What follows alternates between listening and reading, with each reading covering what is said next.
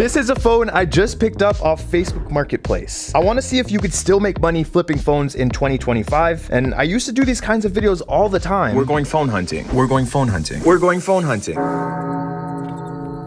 But it's been a while. This phone was initially listed for $200 Canadian. It's an iPhone 12, and I found it using an app called Marketplace Monitor, but we'll talk more about that later. The phone does have some issues though. It has a quiet or broken earpiece speaker, a quiet loudspeaker, and the battery health is a little bit lower than I'd like. When I went to pick it up, I told her that I could only do 180, and she said that's fine. I checked out the phone, but I wasn't really happy with the price just yet, so I got it down to 175, and she was okay with it. The goal is to fix this phone up, sell it, and make some cash without spending too much in the meantime. Let's see what we can do. I did get to test everything out while I was checking it out with her because I really don't want to get scammed, but we're gonna go ahead and just make sure everything works as it should. The camera looks all good. Testing 1 2 3, testing 1 2 3. Testing 1 2 3, testing 1 2 3. So the bottom speaker sounds absolutely terrible. The earpiece speaker, testing 1 2 3, testing 1 2 3. I'm not really hearing anything from it, but I want to make sure that it doesn't work at all. We're going to do that with voice memo. Testing, hello, hello, testing. Testing, hello, hello, testing. Okay, yeah, I'm not hearing anything out of the earpiece speaker. She's probably right about it not working. Let's take off the case. She also has camera protection here, which we're gonna remove, and a screen protector, which we're also going to remove, but that probably means that the screen under is in pretty good shape. Yeah, there's pretty much only one scratch on the screen, so that is gonna help with the resale value, but I wanna see if this thing charges. Plug it in. And it charges. Scared me for a second. We're definitely going to have to clean this really well, but before we do, let's open it up and see what's wrong with this speaker. We'll take our pentalobe screwdriver and hit this phone with an unscrew. When you're dealing with a phone like this from Facebook Marketplace, you actually don't know what's been replaced and what hasn't. So we might open this phone up and it could be a complete disaster. We actually don't know. That's the risk you have to be willing to take when you're buying and selling devices like this. While I'm opening this up, let me tell you about today's sponsor, Marketplace Monitor. Stop, don't skip. This sponsor is actually useful, I promise. Marketplace Monitor is an app that notifies you as soon as the product you're looking for is available in Facebook Marketplace. It also works for Craigslist, OfferUp, and a few others. You hop on the app, create a new search, select the location and the price range, set a filter for unwanted keywords, and you're in. It'll automatically notify you when new listings are available so you can be the first one to know and the first to buy. I use this app to find all the phones in this video, and it made it a lot easier. Marketplace is offering you guys 50% off if you use the code GURU50 and sign up on their website. Hit the link in the description and check them out. It's actually worth it.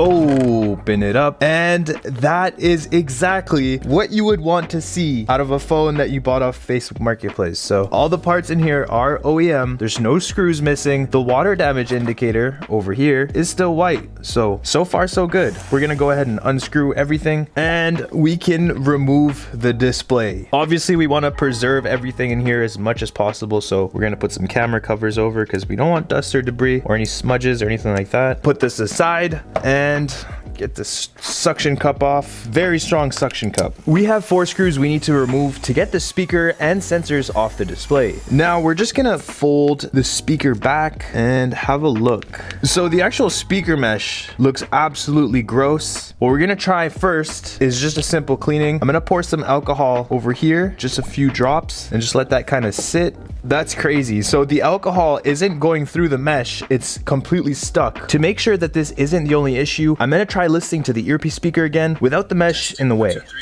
testing 1 2 3. Unfortunately, it doesn't seem like the earpiece speaker works at all, which means she was right. It's completely broken. Kind of sucks, but it is an easy repair and it's pretty cheap to fix. We're gonna disconnect the display and disconnect the earpiece speaker. To remove this component from the screen, I'm gonna have to place it on a heat pad to soften the adhesive. We'll slide our Jimmy tool right under the flex cable, being very careful not to cut it, and now we have the whole assembly removed. Because some of the flex cable is glued on to the speaker, we have to fully detach it. We'll do that using some alcohol. Using some plastic tweezers, I can gently lift this up and remove it off the speaker now. Nice. Now that we have the flex cable pretty much ready to go, we're gonna take a clamp like this one and get this guy clamped down. Take a tiny bit of flux. There we go. Some on the other side. Now we're gonna take some tweezers. I'm using plastic because I don't want to rip the cable. If you've never soldered before, this is actually really easy, but the next two repairs don't require any soldering, so don't worry. And there we go. We have one side removed. And we have the second side removed. Now the speaker is free. We'll pull out the replacement speaker. These are not that expensive. They cost anywhere from around $6 to $10. Clamp it down. The reason we have to keep this guy and not just replace the whole module is because this component works with Face ID. If you replace this component, you lose Face ID, so we don't want to do that. We'll place the old sensors onto the new speaker and solder these two little balls. Honestly, while we have this open, we might as well clean the mesh because it's really bad. So gonna take some alcohol, pour it in here, wiggle it around, do the same thing for the other side. Now, this is the moment of truth. Does the speaker work? Oh my God.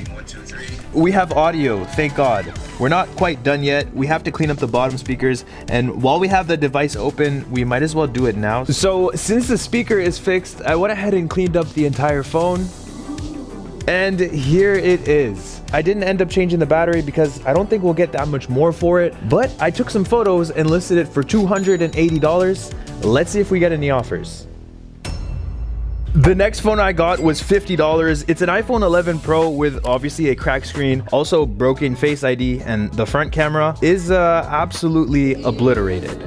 If we turn this around, the back glass is also cracked and the camera glass here is cracked as well. There's also dust in between the glass and the actual camera, which is annoying to clean. The guy who owns this phone gave me a case and he also gave me the old battery, which he replaced himself. He put a new battery in here. He also replaced the screen, so the inside of this phone could be a complete mess. There's only one way to find out though. Unscrew.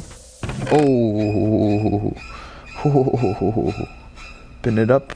Honestly, not that bad. He obviously didn't replace the seal, which is why it's this dirty. You should always replace the seal, but he left all the screws in. The only thing is, by not replacing the seal, he might have exposed us to some water or condensation, but we'll have to dig a bit deeper to make sure that there's no other damage. The goal for this phone is to fix it enough for it to be usable, but not fix everything because there's no money to be made if we do that.